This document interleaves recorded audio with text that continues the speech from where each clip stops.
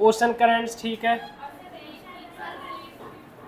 Relief features, है ना, ठीक है। हाँ, प्रेशर एंड विंड सिस्टम कल।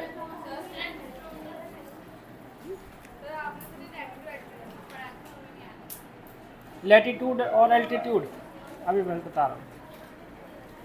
आप ऐसे देखिए, लैटिट्यूड है ना, बैठ जाओ। ये बिल्कुल अर्थ के मिड में कौन सी लाइन होती है? इक्वेटर, ठीक। अब इक्वेटर जो सन है, ठीक, वो इसके जस्ट सामने होता है, इक्वेटर के जस्ट सामने है, ठीक। मान लीजिए यहाँ पर क्या है? सन है और ये इक्वेटर है, तो उसमें इक्वेटर से 23 डिग्री एंड हाफ नॉर्थ में और 23 डिग्री एंड हाफ में साउथ में, और इक्वेटर पे तो पूरे साल भर जो सन रेजेस हैं वो एकदम सीधी पड़ती हैं, ठीक। और यहाँ पर 23 ट्रॉपिक ऑफ कैंसर तक और ट्रॉपिक ऑफ कैप्रिकॉन तक, यहाँ पर भी क्या पड़ती है? लगभग थोड़ी सी हल्की सी तिरछी होती हैं।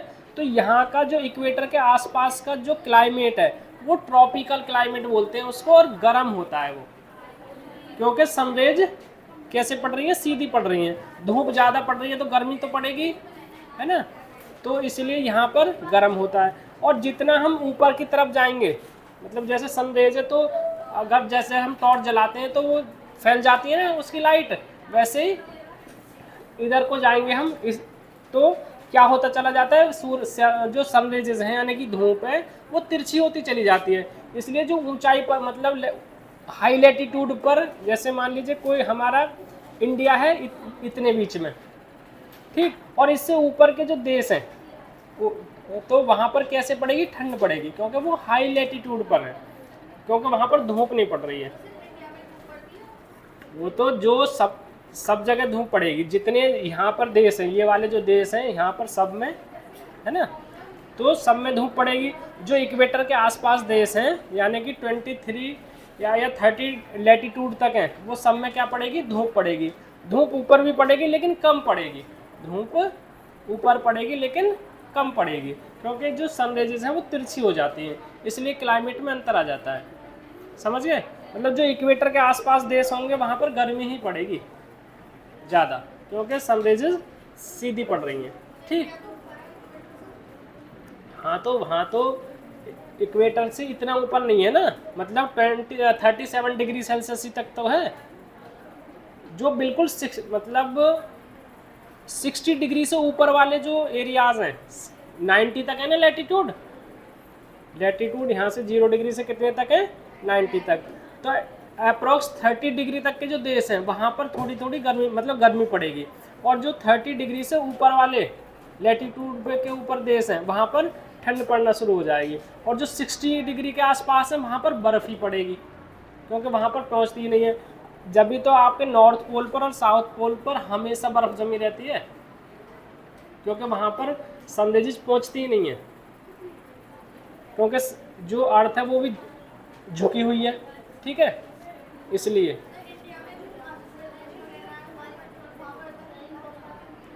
वहाँ धूप तो पहुँचती है, वहाँ का वो एल्टीट्यूड की वजह से है, मतलब एक तो लैटिट्यूड की वजह से क्लाइमेट पर इफेक्ट पड़ेगा, एक एल्टीट्यूड मतलब ऊंचाई पर। जैसे एक तो प्लेस है बिल्कुल अर्थ सरफेस पर, और एक प्लेस है 1 किलोमीटर ऊंचाई पर, ठीक। तो वहाँ पर अगर जितना प्लेस ऊंचाई पर है तो उसके एटमॉस्फेयर उसके पास आ जाएगा ना। 5 लेयर्स पढ़ी होंगी तुमने एटमॉस्फेयर की, है ना, जो ट्रोपोस्फियर है उसके पास आ जाएगा वो, ठीक। तो वहाँ से बरसात वगैरह वो रिसीव करता रहेगा, इसलिए ऊंचाई भी प्रभावित करती है। लैटिट्यूड भी प्रभावित करेगा और ऊंचाई पर, मतलब एल्टीट्यूड मतलब ऊंचाई कि कौन सा प्लेस कहाँ पर है, ठीक। एक तो सरफेस पर हो गया, और हिमाचल प्रदेश में मान लो 2 किलोमीटर ऊंचाई पर है एक देश, मतलब एक प्लेस, तो वहाँ क्लाइमेट में अंतर आ जाएगा, ये है, ठीक। आगे बात समझ में? प्रेशर एंड विंड समझा दिया था मैंने। अब distance from the sea, next क्या है? Fourth, distance from the sea. Distance from the sea मतलब समुद्र से दूरी कितनी है, समुद्र से दूरी कितनी है किसी भी किस प्लेस की, समझ रहे हैं ना। तो वहाँ पर जैसे ये समुद्र के पास है, यहाँ पर क्या है, समुद्र है ना, ये क्या है, बे ऑफ बंगाल, ये क्या है, और यहाँ क्या है, अरेबियन सी, और ये क्या है, इंडियन ओशन। और ये वाला हमारा जो पार्ट है, हम इंडिया की बात कर रहे हैं, ये हमारा जो पार्ट है समुद्र से दूर है ना। तो कैसे है, देखो यहाँ देखो, इसमें एक बार किताब में देखो, मैं पढ़ के बताता हूँ आपको। इंक्रीज इट्स, पेज नंबर मेरी में है 27, क्लाइमेट कंट्रोल्स है ना, क्लाइमेट कंट्रोल्स में लिखा हुआ है distance from the sea increase its moderating influence decrease and people experience extreme weather, है ना। एक्सट्रीम, अरे एक्सट्रीम वेदर का मतलब है गर्मी पड़ेगी तो बहुत ज़्यादा गर्मी पड़ेगी, ठंड पड़ेगी तो खूब ठंड पड़ेगी। जैसे मई जून में खूब गर्मी पड़ती है, अब सर्दियों का सीजन आने वाला है, दिसंबर जनवरी में खूब ठंड पड़ेगी। इसको बोलेंगे हम एक्सट्रीम वेदर सीजन्स। क्या बोलेंगे हम, एक्सट्रीम वेदर सीजन्स। यानी कि जब गर्मी पड़ेगी तो बहुत ज़्यादा गर्मी पड़ेगी, और जब ठंड पड़ेगी तो ठंड पड़ेगी, ठीक है। This condition known as continentally summers and very cold winter, ठीक है। मतलब नॉर्थ, मतलब कोई भी स्थान, हम तो इंडिया का एग्जांपल ले रहे हैं, ये समुद्र से दूर है तो यहाँ गर्मी जब पड़ेगी तो गर्मी पड़ेगी, और ठंड पड़ेगी तो ठंड पड़ेगी। यहाँ का जो साउथ इंडिया है, ये कौन सा इंडिया है हमारा, एक तरह से साउथ इंडिया, और इसको पेनिनसुला भी बोलते हैं। यहाँ के वेदर में बहुत ज़्यादा वेरिएशन नहीं मिलेगा, ज़्यादा से ज़्यादा 4 से 5 डिग्री सेल्सियस का वेरिएशन आता है। और यहाँ पर कम से कम कितना वेरिएशन आ जाता है, 30 डिग्री सेल्सियस का अप्रॉक्स, 30 से 35 डिग्री सेल्सियस का भी आ जाता है। मतलब 45 डिग्री सेल्सियस हो जाता है गर्मियों में टेम्परेचर, और सर्दियों में कहाँ तक आ जाता है, एक तरह से 10 डिग्री सेल्सियस तक आ जाता है, ठीक, 10 से नीचे भी इतना ज़्यादा वेरिएशन मिलता है। यहाँ पर कितना मिलेगा वेरिएशन, ज़्यादा ज़्यादा 5 डिग्री सेल्सियस। उसका पता रीज़न क्या है, जब धूप पड़ रही है तो ये वाला जो लैंड है ये जल्दी गर्म हो जाएगा, ठीक है, समुद्र देर से गर्म होगा, ठीक है। जब ये यहाँ की हवा गर्म हो गई और गर्म होकर ऊपर उठ गई तो ये वाली हवा इधर आएगी, कब चलेगी, ये दिन में, ठीक।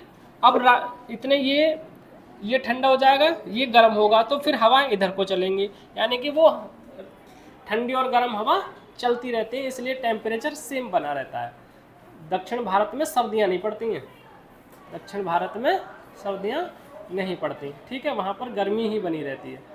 आपने देखा होगा वहाँ पर मुंबई वगैरह के, दो मुंबई के, तमिलनाडु के, आपने तमिलनाडु के, आंध्र प्रदेश के, केरला के लुंगी में ही देखे होंगे आपने, है ना, है ना। लुंगी का पहनने का मतलब ये है कि वहाँ गर्मी, क्लाइमेट कैसा है, वार्म क्लाइमेट, गर्म क्लाइमेट है ना, समझ गए।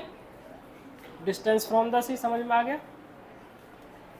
मतलब जो समुद्र के पास वाली ज़मीन है एक तरह से, वहाँ पर टेम्परेचर का वेरिएशन बहुत कम होगा, और जितनी समुद्र से दूरी होगी किसी भी स्थान की, वहाँ पर वेरिएशन ज़्यादा देखने को मिलेगा। सीधी सीधी बात है ये, समझ गए, ठीक।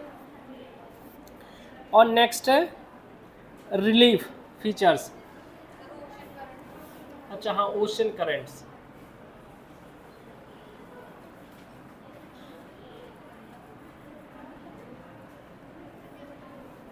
ओशन करेंट्स का मतलब है सिंपल लैंग्वेज में कि समुद्र में लहरें चलती हैं। क्या चलती हैं, लहरें, ठीक है। और लहरें, there are 2 types of currents, there are 2 types of currents. मतलब जो लहरों को इंग्लिश में क्या बोल रहे हैं, एक तरह से करंट, है ना, करंट्स बोल रहे हैं। मतलब पानी वन प्लेस टू अनदर, ऐसे जाएगा, ऐसे जाएगा, ऐसे, मतलब ऐसे चलते रहते हैं समुद्र में, ठीक है। और ये 2 प्रकार के होते हैं, कौन कौन से प्रकार के, कोल्ड करंट, है ना, और हॉट या वार्म, है ना, हॉट या वार्म करंट। मतलब जो इक्वेटर के पास से करंट चलेंगे, इक्वेटर के पास से करंट चलेंगी, वो कैसी होंगी, हॉट, क्योंकि यहाँ पर पानी गर्म हो गया, ठीक है, तो वो कैसे चलेंगी, वो गर्म होंगी। और जो यहाँ से चलेंगी एकदम पोल की तरफ से तो वो कैसी होंगी, कोल्ड, है ना। तो मान लीजिए यहाँ से कोल्ड करंट आ रही है इधर की तरफ, इधर की तरफ क्या आ रही है, कोल्ड करंट, तो यहाँ के टेम्परेचर को भी तो गिरा देगी, वो टेम्परेचर कम हो जाएगा ना। तो यहाँ का जो टेम्परेचर है, वेदर है, क्लाइमेट है, वो कैसा हो जाएगा, ठंडा हो जाएगा इस तरीके से।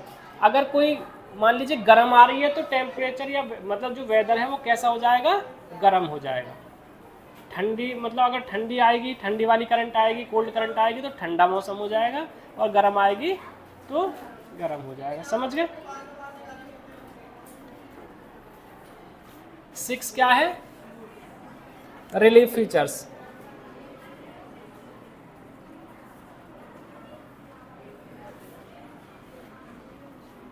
रिलीफ मतलब होता है ऊंची नीची जगह। क्या होता है,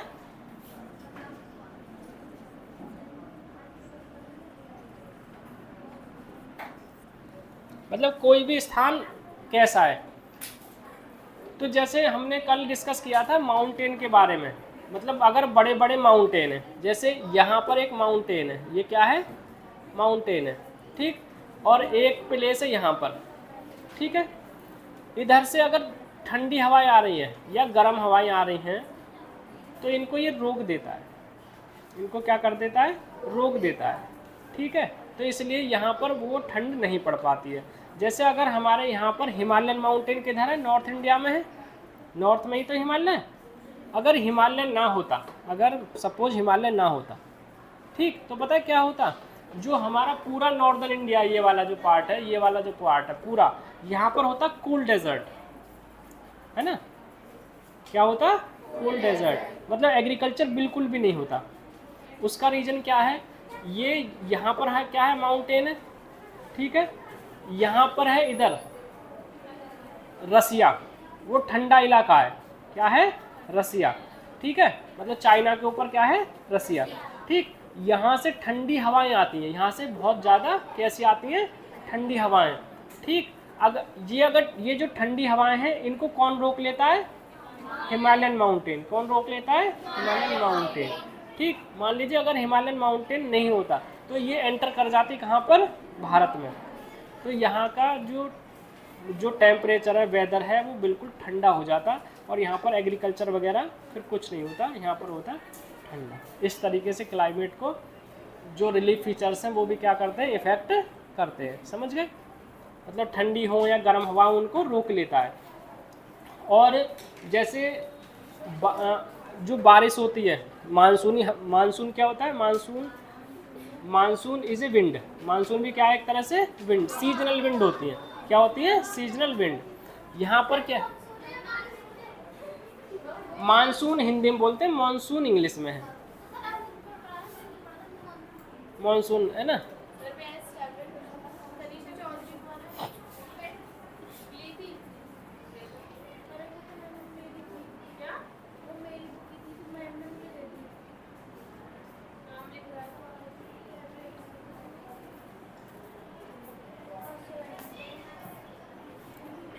जल्दी करो, जल्दी सुनो। आपने जहाँ पर माउंटेन्स नहीं होते, जहाँ पर कोई रुकावट नहीं होती, वहाँ पर रेनफॉल भी नहीं होता है। आपने देखा होगा यहाँ पर वेस्टर्न राजस्थान में क्या है, रेगिस्तान है। उसका एक रीज़न ये भी है कि जो हवाएं हैं वो ऐसी निकल जाती हैं, यहाँ कोई माउंटेन वगैरह नहीं है जिससे टकरा के वो बरसात कर दे, है ना। इसीलिए भी यहाँ पर वर्षा नहीं, पेड़ पौधे तो है ही नहीं अगर, ठीक है, और कुछ माउंटेन वगैरह भी नहीं है जो इससे टकरा के हवा पानी कर मतलब बरस जाए। ये है, समझ गए यहाँ तक।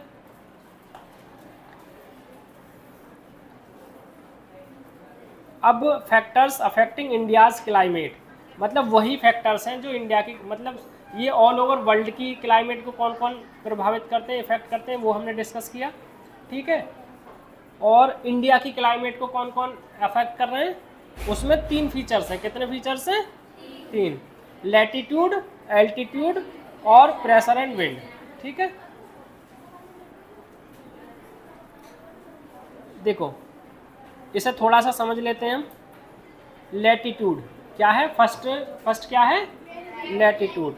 The Tropic of Cancer passes through the middle of the country from the Rann of Kutch and west Mizoram in the east. मतलब कौन सी लाइन है? ट्रॉपिक ऑफ कैंसर इंडिया के बिल्कुल मिड में से गुजर रही है, अप्रॉक्स कहाँ से पास कर रही है? मिड में से। मतलब आधा पार्ट ये हो गया, आधा पार्ट ये हो गया। ठीक, कौन सी? ट्रॉपिक ऑफ कैंसर है। कितनी वैल्यू है इसकी? 23 degree and half. Tropic of Cancer 23 degree and half पे ही तो पास करती है। कितने स्टेट से करती है? 8, है ना? ठीक, और ये कहाँ पर? इधर वेस्ट में क्या है? Run of Kutch. वेस्ट में क्या है? Run of Kutch. मतलब रन ऑफ कच्छ जगह का नाम है, वो कहाँ पर है? गुजरात में। कहाँ पर है? रन ऑफ कच्छ कहाँ पर है? गुजरात में। यहाँ पर वाइल्ड डंकी पाए जाते हैं, जंगली गधे। हाँ, गधों का यहाँ बहुत महत्व है। वाइट नहीं, वाइल्ड, जंगली। वाइट तो होते ही हैं लगभग गधे। मतलब यहाँ पर बहुत इंपॉर्टेंस है गधों की। मतलब गधों से, हाँ, गधों की पूजा भी की जाती है यहाँ। मतलब बहुत ज़्यादा काम में आते हैं वो, तो इसलिए सम्मान दिया जाता है उनको। ठीक है, तो यहाँ पर रन ऑफ कच्छ है। इधर कौन सा स्टेट है? मिजोरम, त्रिपुरा और मिजोरम। समझ गए? अरे दीपांशी, ऐसा सुन लो वरना थप्पड़ लगा दूंगा। एक तो मार्क्स तुम्हारे बहुत अच्छे आ रहे हैं। ठीक है, और Tropic of Cancer belongs to tropical area. किससे? मतलब इस एरिया को हम क्या बोल रहे हैं? Tropical area. Tropical area, tropical area. All remaining area north of the tropic lies the sub tropics. मतलब जो ट्रॉपिक ऑफ कैंसर है, इसके ऊपर वाला जो रीजन है, ये वाला है ना, इसको हम क्या बोलते हैं? सब ट्रॉपिकल। इसको क्या बोलते हैं? याद रखना ये।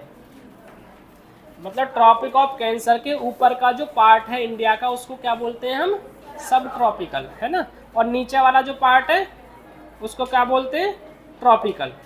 Therefore India's climate as characteristics of tropical as well sub tropical.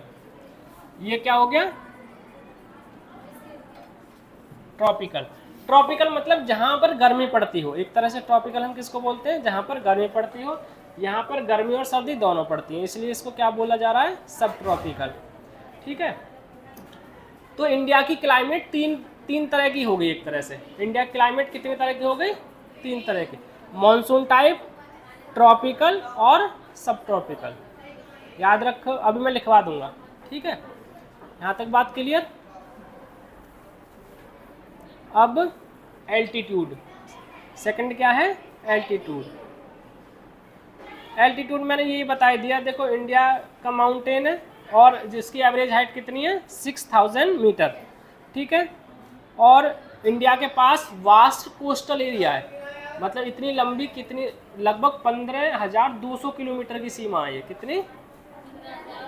15,200 तो सारी है, और इसमें से जो कोस्टल एरिया है वो मुझे याद नहीं आ रहा कितने। मतलब यहाँ से लेके यहाँ तक 9 स्टेट्स हैं जिसकी सीमा कोस्ट से मिलती है। कोस्ट को, इसको क्या बोलते हैं हम?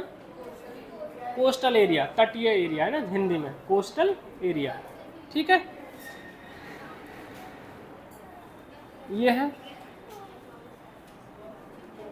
ठीक है, यही है इसमें, है ना। Pressure and wind, pressure and wind.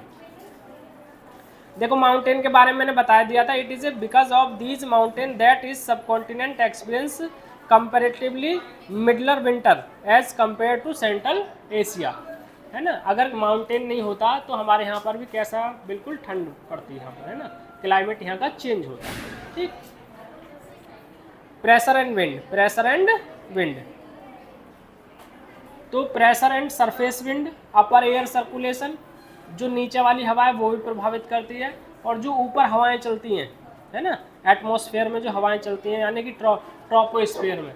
First layer कौन सी होती है? Atmosphere, troposphere. अरे वहाँ भी हवाएं चलती हैं, वो प्रभावित करती हैं।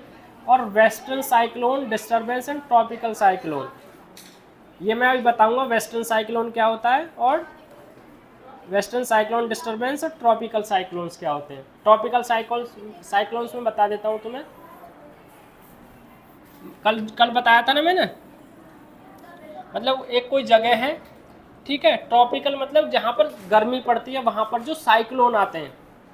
साइक्लोन तो जानते ही हो ना, मतलब बहुत तेज़ी से जो हवा चलती है, बहुत तेज़ी से जो हवा चलती है, जिसकी बहुत हाई स्पीड होती है, उसको क्या बोलते हैं, साइक्लोन।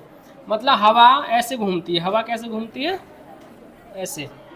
यहाँ क्या होता है, लो प्रेशर, यहाँ क्या होता है, हाई प्रेशर।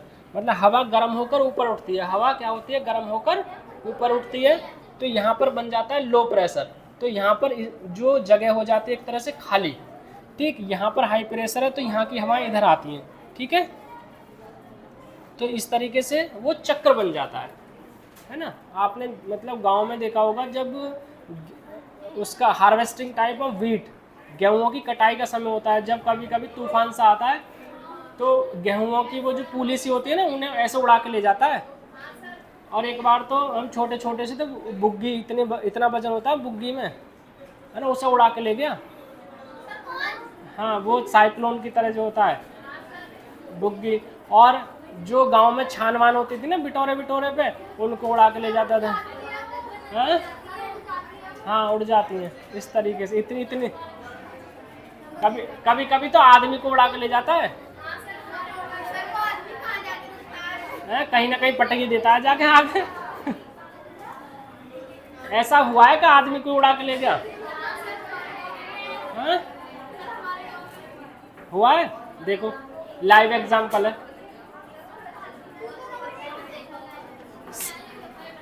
ठीक है, यहां तक बात क्लियर। अब देखो आगे, देखो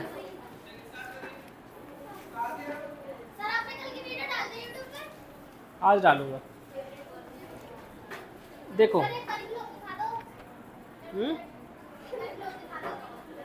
देख लो लोग क्या, अब बाद में देखना, बाद में देखना। इसमें देखो इतना ही समझना है। और इसमें एक एमसीक्यू में पिछले साल आया था, नेक्स्ट पेज पर आइए, कोरियोलिस फोर्स, नेक्स्ट पेज पर आइए।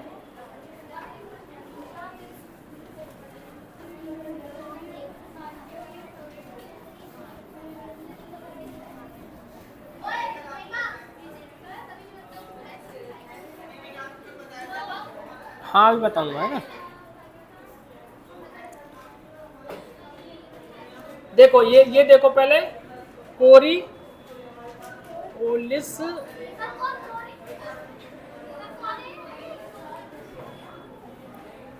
ये एक तरह से मतलब जियोलॉजिस्ट थे। कौन थे, जियोलॉजिस्ट थे, मतलब जो स्टडी करते हैं ज्योग्राफी की, है ना, ये कोरियोलिस। हाँ, तो उन्होंने एक फोर्स का, उन्होंने एक फोर्स को मतलब एक तरह से डिस्कवर किया था, तो उन्हीं के नाम पे क्या कर दिया गया था, इसको नाम रख दिया गया था। ये होता क्या है, एमसीक्यू में पूछा गया था ये सुन लो। एन एपरेंट फोर्स, ये क्या है, एक तरह की कोरियोलिस क्या है, फोर्स है, caused by the earth's rotation. और किसके कारण फोर्स पैदा होती है, जो अर्थ रोटेट करता है, किसके कारण फोर्स पैदा हो रही है, ये अर्थ जो रोटेट करता है, ठीक है। The Coriolis force is responsible for deflating winds toward the right in the northern hemisphere. मतलब जो ये फोर्स है वो हवाओं की डायरेक्शन को बदल देती है। उसका काम क्या है, जो ये फोर्स हो रही है, मतलब किसी व्यक्ति में तुम धक्का मार दो तो उसकी डायरेक्शन बदल जाएगी ना, वैसे ही जो ये फोर्स है वो हवा की डायरेक्शंस को बदल देता है, ठीक है। और इसको फेरल्स लॉ भी बोला जाता है, इसको फेरल्स लॉ बोला जाता है। जो एमसीक्यू में लास्ट ईयर क्वेश्चन आया था, ऐसे ही आया था, Coriolis force known as, Coriolis force known as. तो इसको किस नाम से और जाना जाता है, फेरल्स लॉ, ठीक है। बात आ गई समझ में, कोई प्रॉब्लम। अरे प्राची बात बनाने में लगी हो, पारुल इधर देख लो, और तुम ये रिद्धिमा के बराबर में, तुम क्या नाम है, रिद्धिमा ही है ना, इसके बराबर ये लड़की। ठीक है, ये कोरियोलिस फोर्स समझ में आ गया। मैं इसे मतलब बता दूंगा, होमवर्क में करना है तुम्हें। एक है नेक्स्ट जेट स्ट्रीम, ये क्या है?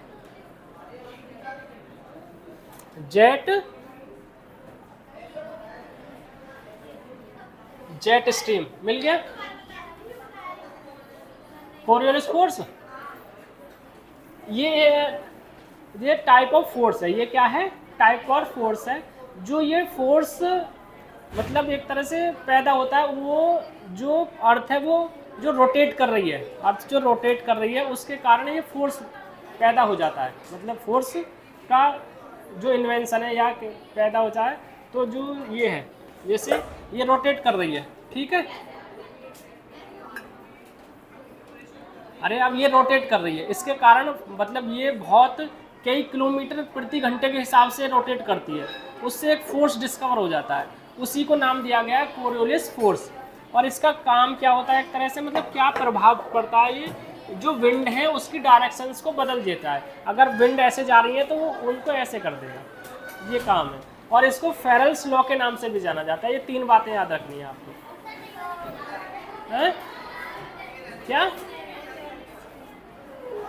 जेट स्ट्रीम कल बताएंगे। जेट स्ट्रीम नहीं है, कोरियोलिस फोर्स है। कोरियोलिस फोर्स है। चलो जेट स्ट्रीम नहीं है, कोई बात नहीं है, थोड़ा सा हाँ थोड़ा सा बता देंगे, ठीक है। क्या